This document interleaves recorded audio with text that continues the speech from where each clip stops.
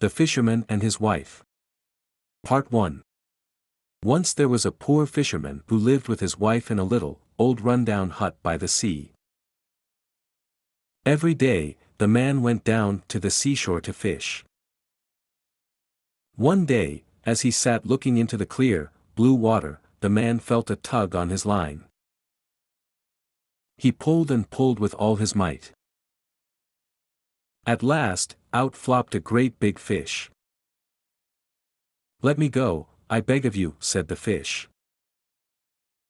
"I am not an ordinary fish. I am an enchanted prince.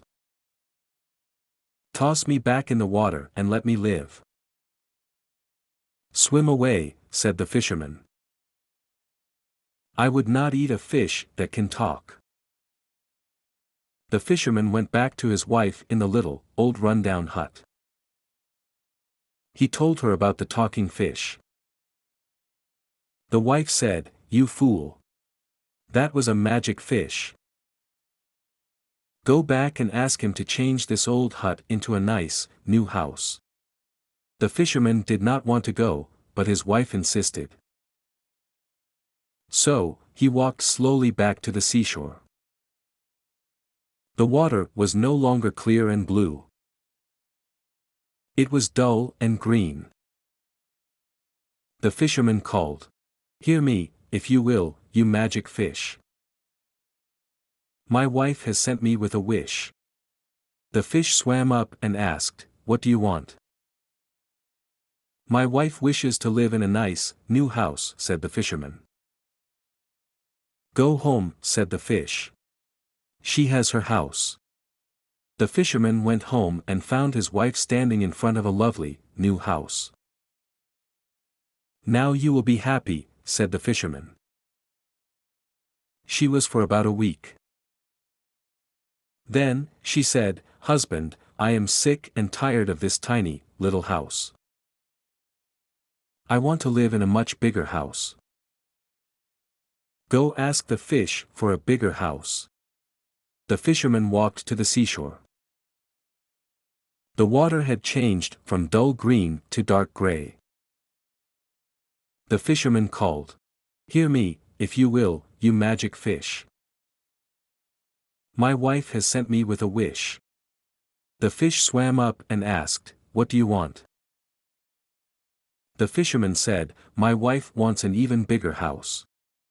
"Go home," said the fish. "You will find her in a bigger house."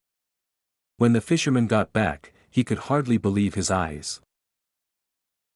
There stood a much bigger house. "Now, indeed, you will be happy," said the fisherman to his wife.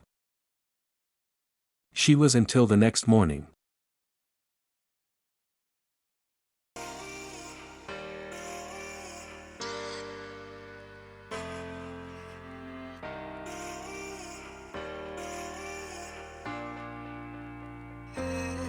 Part 2. When the sun rose the next day, the fisherman's wife poked him and said, "Husband, get up. I am so bored with life in this tiny house. I can't stand it anymore. Go to the fish at once. Tell him that I wish to be queen of all the land." "But wife," cried the fisherman, "how much more can we ask the fish to do for us?" "Go and ask him," said his wife.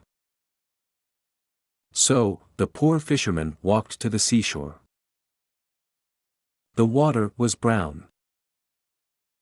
The waves moaned and splashed on the shore. The fisherman called, "Hear me, if you will, you magic fish. My wife has sent me with a wish." The fish swam up and asked, "What does she want this time?" With his head hung low, the fisherman said, "She wishes to be queen of all the land." "Go home," said the fish. "She is already queen." The fisherman went home and found that his wife was the queen. She was sitting on a high throne studded with gold and gems. She wore a long, silk dress and gold jewelry. Servants were scrubbing the floor and bringing her food. A doorman stood by the door.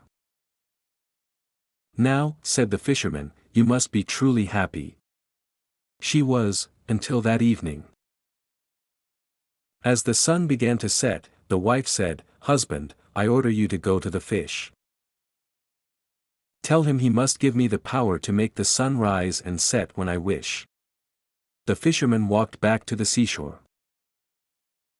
The water was black. Thunder boomed and lightning flashed. Huge dark waves crashed around him.